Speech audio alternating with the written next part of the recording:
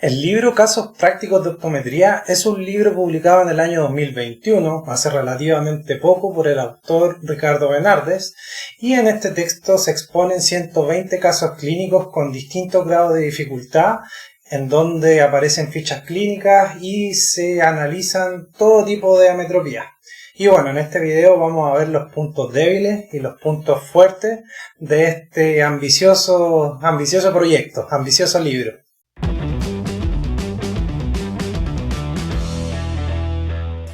Hola colegas y profesionales de la salud visual, mi nombre es Luis Gómez, soy tecnólogo médico con mención en oftalmología y óptico contactólogo, y en este video te voy a hablar acerca del libro Casos Prácticos de Optometría, que como mencioné anteriormente es una propuesta bastante ambiciosa, pero que finalmente me termina gustando bastante.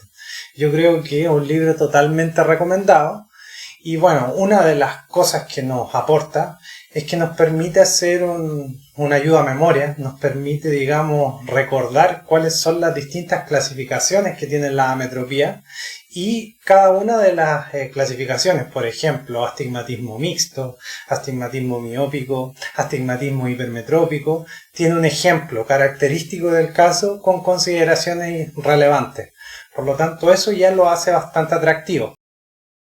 Por otra parte, me gusta bastante la relación entre las disfunciones acomodativas y las forias, así como también me gusta que se aborde el estudio acomodativo, el estudio de la acomodación.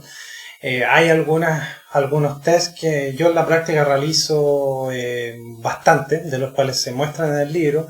Hay otros que no aplico tanto, elijo otras alternativas, pero me gusta ese punto de vista de entender la relevancia que tiene actualmente, medir la acomodación, sobre todo si el paciente presenta problemas de cerca, no de lejos. No podemos basar nuestra refracción subjetiva solamente a una distancia lejana, si el problema de la persona está en cerca, y en ese sentido tener un estudio de acomodación o tener una idea de cómo se está comportando el sistema acomodativo es bastante importante.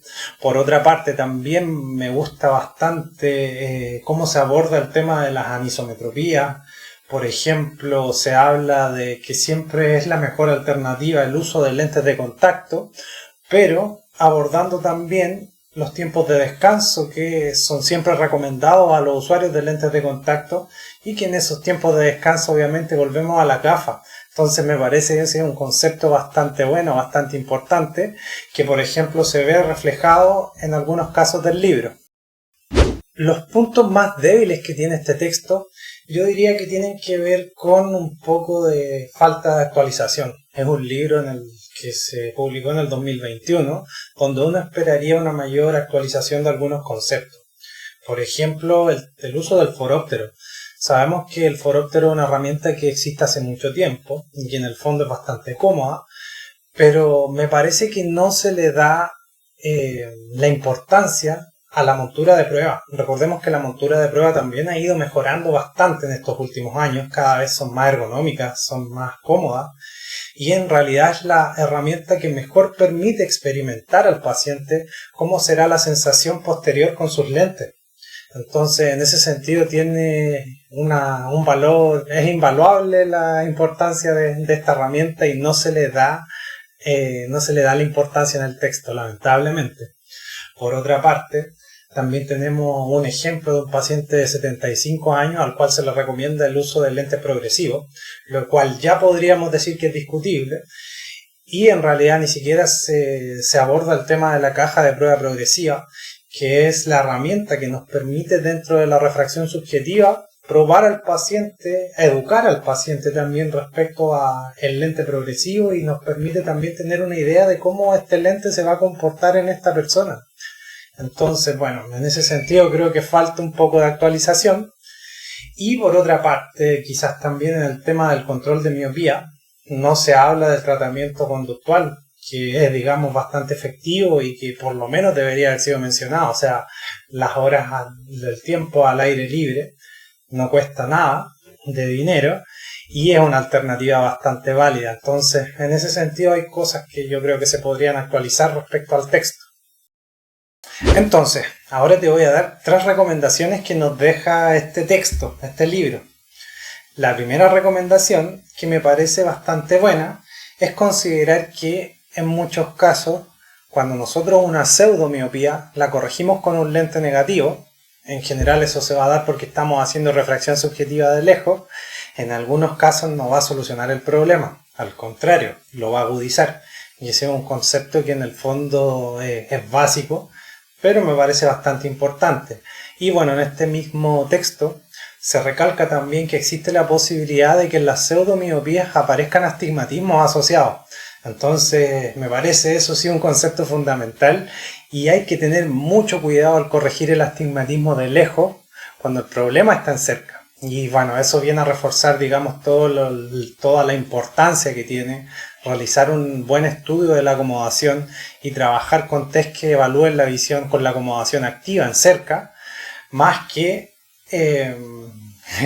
solamente tomar agudeza visual y refraccionar a una distancia lejana cuando el problema puede estar a otra distancia, como puede ser en cerca, y sobre todo en pacientes no présbitas. Esto se pasa bastante por alto.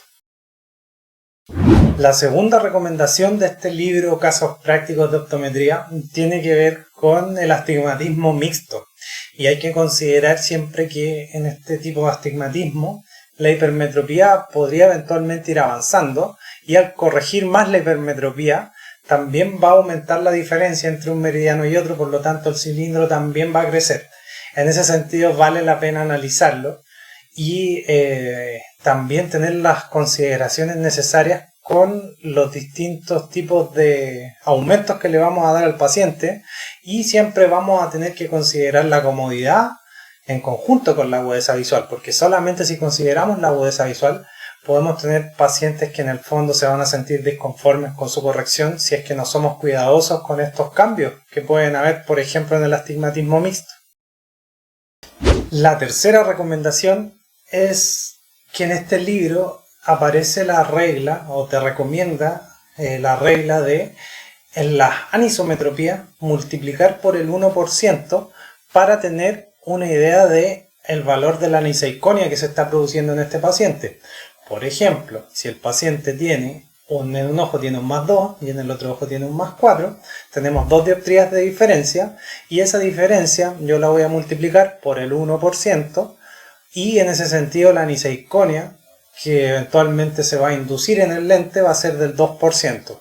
Esta es una regla bastante general, es una de las reglas que se conocen pero que en el fondo no sabemos de dónde buscar esa fuente bibliográfica. Y bueno, aquí por lo menos se manifiesta que es una alternativa para tener una estimación de cómo es la aniseikonia que se está produciendo en el paciente y también en casos de pacientes afáquicos esto se multiplica por el 2%. Esta diferencia de dioptrías entre un ojo y otro se multiplica por el 2%. Entonces me parece una regla bastante práctica y bueno, también nos va a servir obviamente si tenemos esa noción de la aniseikonia que se está produciendo, nos va a permitir identificar en qué pacientes eventualmente se va a producir una aniseikonia tan grande que no la va a poder tolerar o bien en qué pacientes vamos a tener que mostrar especial cuidado. ¿Sí? Y hay distintos grados de aniseikonia y bueno, eso es un tema bastante amplio, pero me parece una buena recomendación del libro. Si te gustó el video, te invito a que te suscribas al canal y si quieres mantenerte informado de todo lo que voy a estar subiendo, dale click a la campana porque YouTube te va a mantener informado de todo el contenido que se va a estar subiendo en el canal. La nota que le vamos a poner al libro es un 3 estrellas de 5. ¿Y por qué 3 estrellas? Porque en el fondo sí, este libro te aporta muchas cosas, de seguro, es un libro recomendado, de seguro te va a dejar cosas, vas a aprender, pero también al ser un libro de casos clínicos, tiene y es bastante una propuesta arriesgada, porque uno al analizar un caso clínico, de seguro también va a encontrar bastantes discrepancias al respecto, o en el fondo uno siente que en la práctica hay cosas que no se dan de esa manera. Y me pasó en muchas oportunidades con estos 120 casos clínicos. Por ejemplo, considero que hablar de presbicia prematura a los 42 años, considerando que en el presente nosotros tenemos presbicia de 40 años, y en realidad empezar a normalizar de que la presbicia comienza antes de lo que estaba descrito, me parece algo que en el fondo no es un concepto adecuado, que en el fondo falta actualización al respecto. O por ejemplo, que las adiciones que se dan a los pacientes préfitas sean tan bajas, me hacen pensar de que algo está pasando. O sea, no se está considerando que las personas actualmente ocupan el celular a 30 centímetros y que esa es la distancia a la cual nosotros tenemos que trabajar en la mayoría de los casos. Y en ese sentido, ese estudio de la acomodación estará a la distancia adecuada, o en realidad se está realizando a las distancias tradicionales en las cuales se realizan los estudios de acomodación, distancias que se crearon o que se establecieron cuando ni siquiera existía el auge de la era digital y de los computadores. Entonces, ¿se estará realizando un buen estudio de la acomodación? Son cosas que a uno en realidad lo hacen pensar. Y bueno, por otro lado, ¿en serio no me va a decir nada del autorrefractómetro? Es un libro publicado en el año 2021 y en serio no hay nada que decir respecto al autorrefractómetro. No te aporta nada esa herramienta. En realidad yo considero que esas cosas pudieron haber mejorado junto con cosas que mencioné anteriormente, y es por eso que la calificación son 3 estrellas. De todas maneras es un libro totalmente recomendado.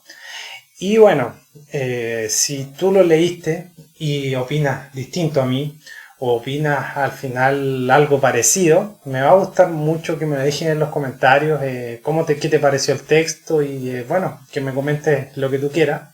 Me va, digamos, a encantar responderte al respecto. Y bueno, espero que este video te haya gustado. Nos vemos en el próximo. ¡Chao!